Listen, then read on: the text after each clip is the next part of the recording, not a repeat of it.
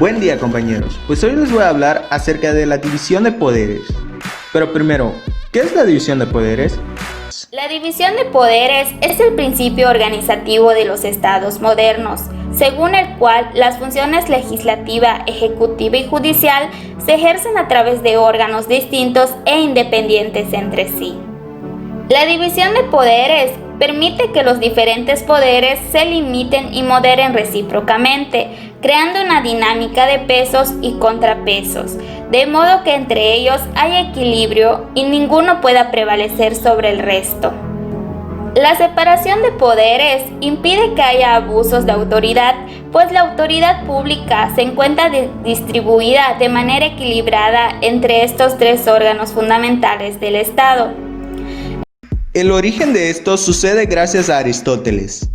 Entre los siglos XVI y XVII, John Locke retomaría esta teoría y fue en el año 1892 cuando Charles Louis, señor de Brede y barón de Montesquieu, explicó en su libro El espíritu de las leyes el contenido de la Constitución inglesa, por lo que ésta estableció que desde tiempos remotos el ser humano puede perderse en el poder, de tal manera que resulta más sano que éste se encuentre limitado y dividido, pues de esa manera se provee de equilibrio a las partes y se logra un mejor ejercicio del poder. En la historia de México, en más de una ocasión, los poderes han sido ejercidos por solo una persona. Por ejemplo, Agustín de Iturbide, el primer emperador de México, desintegró el Congreso Constituyente, de manera que solo él podía ejercer el poder.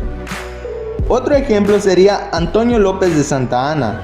En su último ascenso a la presidencia del país, se autonombró Su Alteza Serenísima y dictador vitalicio, y él mismo determinaba todas las decisiones a nivel nacional. Porfirio Díaz gobernó más de 30 años, se encargó de imponer su voluntad a través del compadrazgo, pues él decidía quiénes tomarían ciertos cargos y las acciones que debían ejecutar.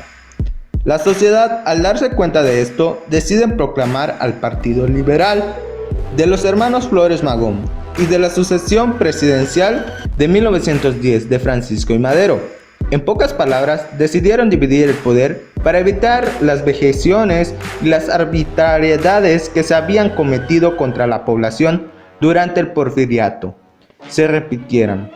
Esto se causó una revolución social que ocasionó el final de la dictadura de Díaz y culminó en el establecimiento de la Constitución actual.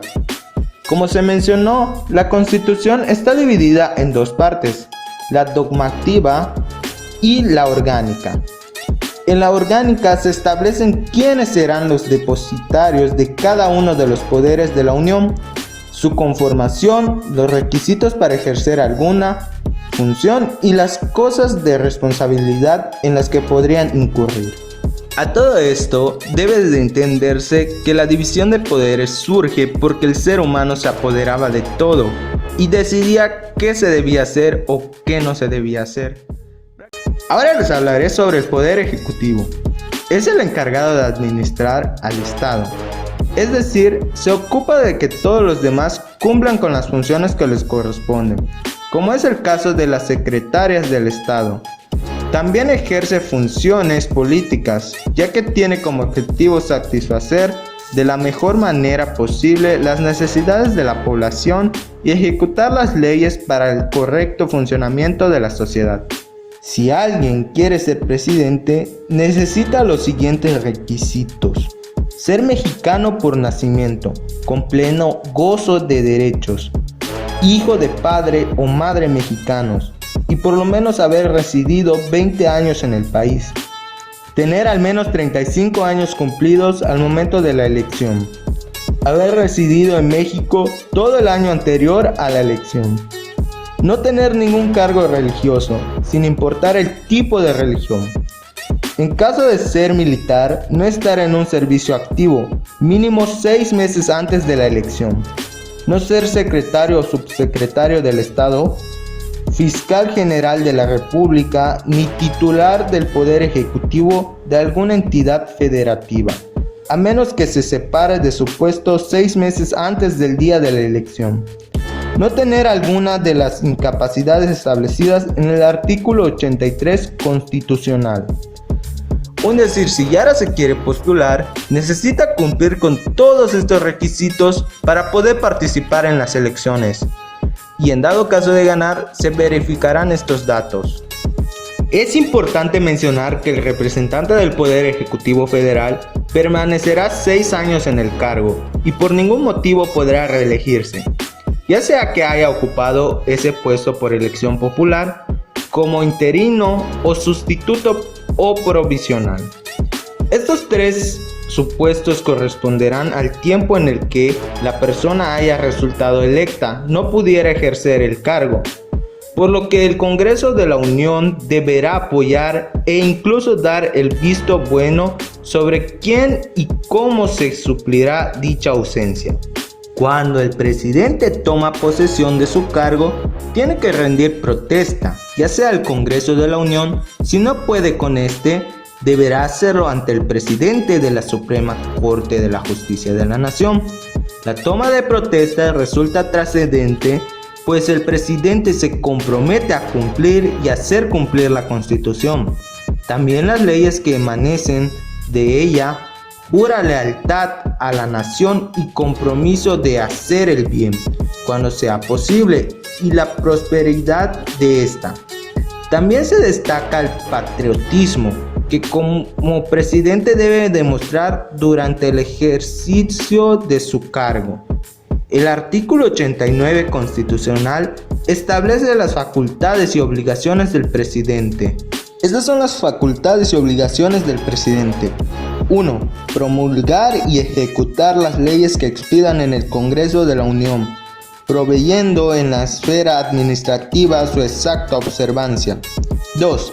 Nombrar y remover de manera libre a los secretarios del Estado, remover a los embajadores, cónsules generales y empleados superiores de Hacienda, y nombrar y remover de manera libre a los demás empleados de la Unión, cuyo nombramiento o remoción no esté determinada de otro modo en la Constitución o en las leyes. 16. Cuando la Cámara de Senadores no esté en sesiones, el presidente de la República podrá hacer los nombramientos de que hablan las fracciones 3, 4 y 9 con la aprobación de la Comisión Permanente. 17. En cualquier momento optar por el gobierno de coalición con uno o varios de los partidos políticos representados en el Congreso de la Unión. 18. El gobierno coalición se regulará por el convenio y programa respectivos, los cuales deberán ser aprobados por la mayoría de los miembros presentes de la Cámara de Senadores. El convenio establecerá las causas de la disolución del gobierno de coalición. 21. Los demás que le confiere de manera expresa a la Constitución. Después de haber hablado del Poder Ejecutivo, sigue el Poder Legislativo. Este se encarga de redactar las leyes y de vigilar el correcto funcionamiento del Estado, de tal manera que establece los lineamientos que deberán seguir tanto los ciudadanos como las autoridades. La Constitución establece en el artículo 50 que el Poder Legislativo de los Estados Unidos mexicanos se deposita a un Congreso General que se dividirá en 2 cámaras, una de diputados y otra de senadores. La Cámara de Diputados se compone de 300 diputados elegidos por voto directo y 200 elegidos de manera plurinominal, que desempeñarán su cargo durante 3 años. Los requisitos para ser diputados son los siguientes: ser mexicano por nacimiento en ejercicio de sus derechos, tener por lo menos 21 años cumplidos el día de la elección, originario de la entidad donde se haga la elección o tener una residencia mínima de 6 meses anteriores a la fecha. No estar en un servicio activo en el Ejército Federal, mando de policía o gendarmería cuando menos 90 días antes de la elección. No ser titular de alguna secretaría o subsecretaría del Estado o de la Administración Pública Federal, salvo que haya separado cuando menos 90 días antes de la elección. Tampoco debe de detentar algún cargo dentro del Poder Judicial, no ser ministro de algún culto religioso. Por último, no tener alguna incapacidad de acuerdo al artículo 59 constitucional. Pueden ser elegidos hasta por 4 periodos consecutivos. La postulación solo podrá ser por el mismo partido. Después de la Cámara de Diputados, sigue la Cámara de Senadores. Esta está integrada por 128 senadores por cada estado de la República. 2 son electos por el principio de mayoría relativa y 1 por minoría. Los otros 32 senadores son electos por el principio de representación proporcional. Todos durarán 6 años en su cargo y existe 4 senadores por cada entidad federativa.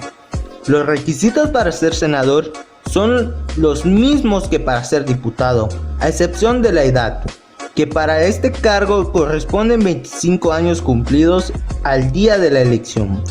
A diferencia del Poder Ejecutivo, los senadores se pueden reelegir por 2 periodos y los diputados hasta por 4. Y por último tenemos el Poder Judicial, que es el que tiene como objetivo interpretar las leyes e impartir justicia en los conflictos entre los ciudadanos.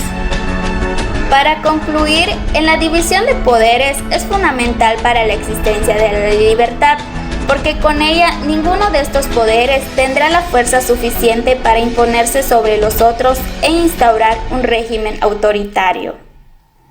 El absolutismo monárquico, los totalitarismos modernos o las tiranías recientes de izquierda y de derecha son algunos de los ejemplos de regímenes políticos que desconocieron el principio de la división de poderes e instauraron regímenes de cortes autoritarios, totalitario o dictatorial, que cernaban las libertades ciudadanas.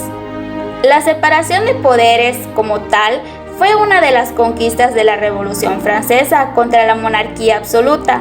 Sin embargo, el primer caso en que la división de poderes, según la doctrina de Montesquieu, se concretizó en un texto jurídico fue en la Constitución de los Estados Unidos de América de 1787.